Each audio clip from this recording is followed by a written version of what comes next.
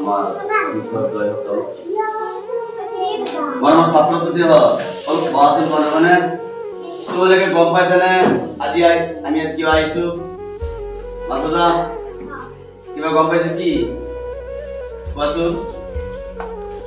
আমি ইয়াত আহিছো জিৰানী ছাৰ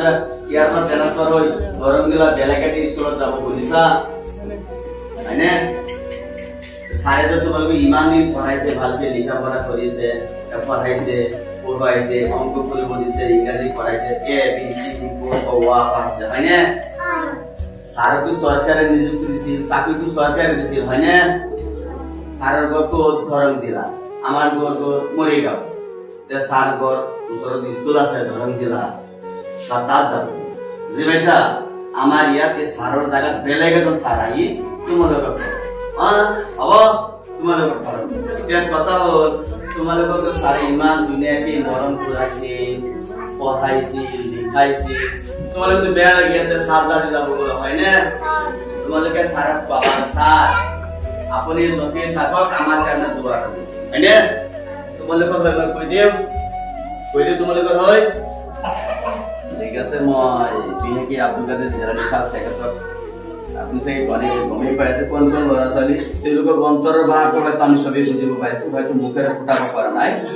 আপুনি যতেই নাথাকক তেওঁলোকৰ হয় মই আপোনাক এটা অনুৰোধ থাকিব যতেই থাকক আপুনি আমাৰ এই ল'ৰা ছোৱালী পিছপৰা অঞ্চলৰ ল'ৰা ছোৱালীৰ কাৰণে দোৱা আশীৰ্বাদ কৰিব আৰু যদি কেতিয়াবা বুজা পায় আপুনি এইবাৰত আহিবই মই এটা কৰজোৰে অনুৰোধ থাকিব আপুনি যেতিয়া আমাৰ মৰিগাঁৱত আহে সামাৰ ভেকেশ্যনত হওক বা কিবা বন্ধত হওক আপোনাৰ যিটো ৰিলেটিভ আমি তো আছোঁ ইয়াত আপোনাৰ কিবা ৰিলেটিভৰ মানুহ আমাৰ অঞ্চলতে আছে আপুনি যেতিয়া আহে আপুনি আহি যাব চাই যাব কমচে কম আমাৰ স্কুলটো চাই যাব আমি নিশ্চয় কৃতজ্ঞ হৈ থাকিম সদয়ত মই এটা কথাকে শেষ কৰিম মই ব্যক্তিগতভাৱে ছাৰৰ লগত যদি মোৰ ফালৰ পৰা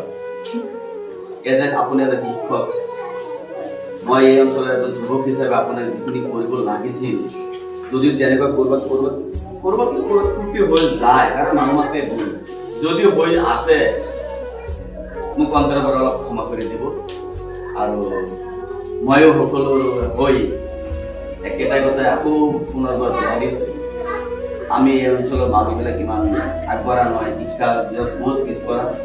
আমাৰ বহুত গৰাকী মহিলা আছে ল'ৰা ছোৱালী কেতিয়াবা স্কুলত আহে আহি এজন শিক্ষকক এজন টিচাৰক কেনেকৈ সন্মান কৰিব লাগে তেওঁলোকে নাজানে মোৰ ল'ৰা মোৰ ছোৱালীক ছাৰে কিয় বেয়াকৈ কৈছে হয়তো আমাৰ স্কুলত কোৱা নাই মোৰ ল'ৰা বা মোৰ ছোৱালীক স্কুলত ছাৰে কিয় বেয়াকৈ কৈছে কিয় বেতেৰে পিটিছে গাৰ্জেনসকলে বুজি নাপায় যি কাৰণে কি ছাৰ বা বাইদেউ স্কুলতে কমপ্লেইনটো লৈ আহে মই ভাবোঁ এইটো গাৰ্জেনসকলে বুজি নোপোৱাৰ কাৰণে হৈছে যদিও আপোনালোকৰ দুজনীয়াত আছে আপোনাৰ ক্ষেত্ৰতো যদি আমাৰ ঘৰৰ কোনোবা মহিলা বা পুৰুষে যদি এনেকুৱা মুখামুখি হৈছিল আপুনি জড়িত তেওঁলোকে বুজি পোৱা নাছিল শিক্ষাৰ ওপৰতো তেওঁলোকৰ ভিতৰত যোৱা নাছিল এইখিনি আপুনি মনত ৰাখি তেওঁলোককো মই আপুনি তেওঁলোককো ক্ষমা কৰি দিব সহজ